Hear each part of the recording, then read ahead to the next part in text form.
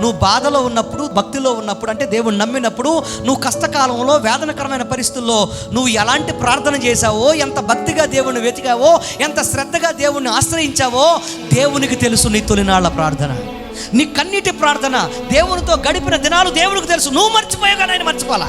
శ్రమ తీరిన తర్వాత, కష్టాలు పోయిన తర్వాత, ఉద్యోగాలు వచ్చేసిన తర్వాత, దేవుడు నీకు అన్ని ఇచ్చిన తర్వాత నువ్వేమయ్యావు? మారిపోయావు. అందుకోసమే ప్రకటన గ్రంథంలో అంటాడు, ఏమని తెలుసా? నువ్వు నీ మొదటి ప్రేమను వదులుకున్నావు. నీ మీద ఒక నేను తప్పు మోపవలసి ఉంది. నువ్వు మొదటి ప్రేమను కోల్పోయావు. ఈ రోజున దేవుడు ప్రతి ఒక్కరితో మాట్లాడుతున్న మాట ఇదే. నీ జీవితంలో నువ్వు శ్రమలు, కష్టాలు, నష్టాలు పోవాలి అని అంటే, మరలా నువ్వు పునర్నిర్మాణము పొందాలి అని అంటే, నువ్వు మరలా తిరిగి ఏం చేయాలి తెలుసా? మొదటి ప్రార్థన, మొదటి మోకాళ్ళ అనుభవం. ఆ రోజు నువ్వు ఏ తీర్మానాలు చేసుకున్నావో ఆ తీర్మానాలు నీ జీవితంలో ఎల్లప్పుడూ కూడా కొనసాగించే అనుభవంలోనికి నువ్వు వచ్చేయాలి. తొలి నెలలో నువ్వు ఎలా మాట్లాడావో అదే మాట పుడికి ఉండాలి. మాట మారకూడదు, చేత మారకూడదు, నడక మారకూడదు, ప్రవర్తన మారకూడదు, ఏది మారకూడదు.